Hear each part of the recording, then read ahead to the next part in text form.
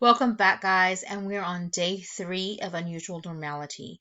Hopefully, you have watched the video of him talking about his time with paintball.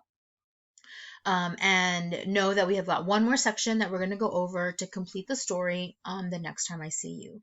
Today we're going to focus on mood and tone, but I will bring up a few other things just to remind you that when we're reading a story, multiple things can happen at the same time that we want to kind of look at. But please know that we will be focusing on mood and tone throughout today's lesson. So first, I want to start with the beginning of his story for today. We left off basically where he was in New York with his friends, and he was observing how people walked past him, and he made sure not to take the same route twice, so he wouldn't develop a predictable path. And this is all, learned behavior from his past, from his childhood. Okay, this is important as we move on into the next section. So when we look at paragraph 42, right, we see that he is enjoying listening to his new friends that he made. I enjoyed listening to them tremendously because I wished when I listened to them that the only violence I knew was the violence that I imagined. So I highlighted these words, right? And I made a note here for I wished, saying, giving me a sense of what he wants, because it is a wish, right? When we wish something, it's what we want. And then I made a note for I imagined to kind of tell me what all of these phrases are, right? Like I grouped my note together with my different highlighting. These phrases tell me he is reliving his wants from his past. Okay, because that's basically what he's doing, right? But what I'm doing is I'm showing you how I'm annotating also, so that you guys can start annotating as well. And you don't have to write as much as you think you do, just enough to know what you're talking about.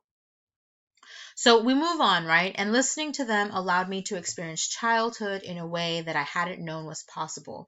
It let me be a normal kid. So I highlighted a normal kid. And my note that I had for that was, this tells me he wasn't a normal kid, what he considers a normal kid, at least, right? For all we know, he was normal in his hometown because there were many child soldiers, but based on what his friends are dealing with right now, that's not a normal childhood. But if you notice, I also underlined the word childhood, right? And then I see it again here. So I listen to them and we hang out all the time. And through that, I participated in what was left of my childhood. The next sentence, I got to be a child, right? Again, and with them. And all they had to worry about was roller skating, and then we laughed about it. So I have 4 different things underlined, but the only note that I have for this is for this last one, we laughed about it. And I said underlined words. You see how I grouped them by saying underlined words? Tell me he's living a different childhood than he experienced in Sierra Leone. So he's living the rest of his childhood in a completely different way than he did when he was younger. And he is mentioning this multiple times, which tells me that this is something that is very important to him or a very vivid memory for him. As we continue through, right, we can think about what is this tone basically coming to us with, right? We've got I wished, I imagined, we've got childhood, a normal kid, childhood, child, we laughed about it, right? What tone do you think is being set by the author in this particular section? I would say that he is being reflective, right? He's remembering his past. He's thinking about what happened, and he's thinking about like how his life could have been had he not had to deal with that. So when an author continues to refer back to history or to memories, things like that, right? He's being reflective. He's thinking about how things are different between, like, for instance, for him, between him and his teenage counterparts here in America. As we move on, though, we're going to go to paragraph 50, right, where he's talking about his friends have invited him to paintball, and they're trying to explain to him what it is. You use these balls of paint, and you shoot people, and he explains the basics of the game to me. I said, okay, that sounds interesting, and I thought, if these guys who only pretend about violence can play it, it must not be a difficult game. So he had never heard of this game before, right? But he was trying to evaluate whether or not he really needed to be worried about it. So I did make a note about this. And I had a question. I was like, is this foreshadowing? Because it could be, right? We already know what happens. We already read what's going to happen, but I went ahead and just kind of questioned it for myself. And then later in paragraph 54, I began to memorize the terrain immediately, and this was from habit. So the word habit specifically got me, but I went ahead and highlighted this entire sentence, or this part of the sentence, and my note was just foreshadowing. At this point now, I know this is foreshadowing, but I'm not really sure what it's foreshadowing just yet when we're thinking about reading a story before getting to the end, right? And so then a couple of paragraphs down, and this was all out of habit, because where I came from in my previous life, this kind of skill set could determine whether you lived or died. So in this case, I confirmed 100%, yes, this is foreshadowing that he will win paintball, right? This is telling me that his skills are going to help him be successful in winning this game, even though his teenage counterparts are unaware of his background, right? And so that is definitely something when we think about foreshadowing, you want to keep in mind what pieces of the text kind of gave you those hints as to what was going to happen. And since we've already read the text, we know that he won, right? That he kept beating everyone. So it helps us to kind of know and be able to backtrack and be like, oh, here were some hints that we got to let us know that something was going to happen and he was probably going to win. As we continue on, though, we notice that the author is using certain words like awesome in paragraph 58, right? We're going to go out with an exclamation point and we're going to do this. Capital letters, double exclamation points. And if you notice, I underlined awesome and I underlined these words here, and I made a note. And so I'm saying the mood here is very excited, right? Because they're excited, the words that they're using, it's kind of pumping them up. And as a reader, I read that and it's pumping me up too. I'm getting excited also, right? So I think the mood is very excited at this particular time within the text. And I think we need to keep that in mind. We do get a little more support in paragraph 70, and they would come rolling around, jumping, doing all kinds of things they'd probably seen in movies about how people act in the war, right? And again, for my annotation, I said adding to the mood of excitement because they're playing a game, right? When we play a game, we have fun, and having fun means it's exciting and it's, well, fun, right? So we want to keep that in mind when we are reading through a text, right? The words mean something, where they're placed, how they're stated, how they're written, right? Italics, capital letters, punctuation, this all matters within a text, which is why I want you guys to use all of these pieces in your own writing to help portray your thoughts the way you want us to read them. Okay, so I just want to take a real quick look at paragraph 74. He says, I said, no, I have never played paintball before. And then he continues to add, I'm just a quick learner. So why is this statement so important? I'm going to give you a couple of seconds to think about that and see if you can figure out why this particular statement is important within his text.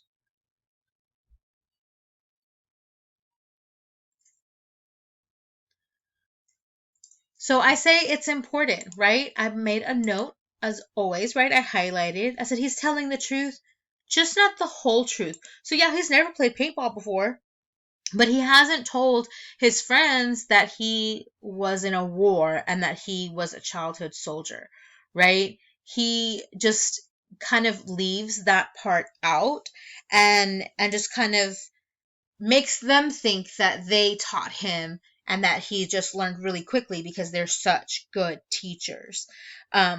Later on, he does give them a little bit more information, kind of a fib, I would say, right? I grew up in a village and I used to be a hunter when I was a boy, so I know how to blend into the force like a chameleon.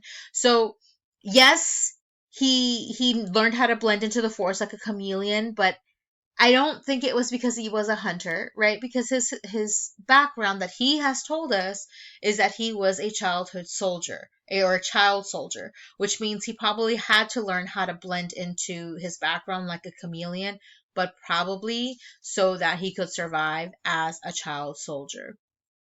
Now, he keeps fibbing and like stretching the truth a little to his friends because he doesn't feel that they can handle the truth.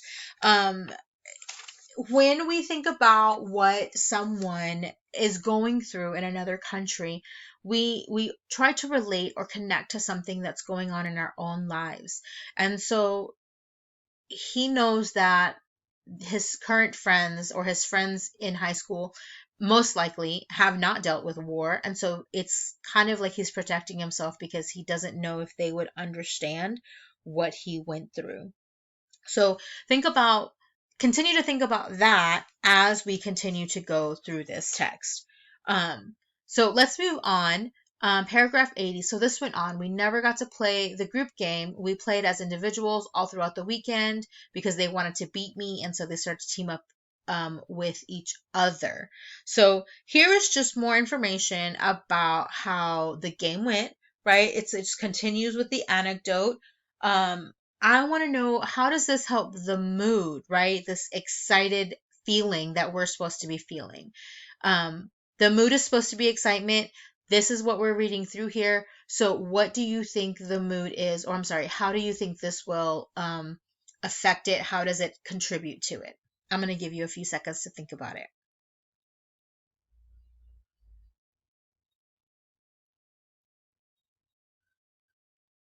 All right, so I would say it's contributing because it's showing that they're teaming up, right? They started teaming up with each other to try to beat him, right? Really engaged in the playing of the paintball, and try to find a way to beat him. So yeah, so as you can see here, engaged with the game, teamed up, try and beat Ishmael Bea. So they are it's contributing to the excitement because they're engaging, they are doing what they can, and we're excited because we're watching this happen, right? As we continue through here and we look through our text, we have the last few paragraphs of this section. She said, "Oh, did that bring up something for you?" So remember, he is now talking to his mom in America and telling her what happened. And so she's concerned for him. She's checking in on him. And I said, "No, it didn't. Absolutely. Because I know the difference between pretend war and real war." So for him, he is expressing this, again, reflection with his mom, right? She's checking in on him, making sure that it did not bring up anything too horrible in his memories, right? His last sentence in this section is, "But it was interesting for me to observe how my friends perceived what war is." So this is definitely a reflection statement right here, right? Because he is observing how his friends perceived war. So, reflection, this of course adds to the tone, which we have been talking about, because he's constantly looking back and thinking about how his life as a kid was different than how his life is now, and how or during this time, I should say, and how his life during this time was different. Than the students, the other teenagers, his friends, and what they went through. So when we're talking about mood and tone, remember that mood is how the reader feels when the author is writing something, and then the tone is the author's attitude. All right. I want you to go ahead and go through your independent practice, the question trail, answer the questions carefully. It might put you in circles, but take your time, click on the links once you have your answers, and make sure to put your information in the answer sheet. I'll see you in class. Bye.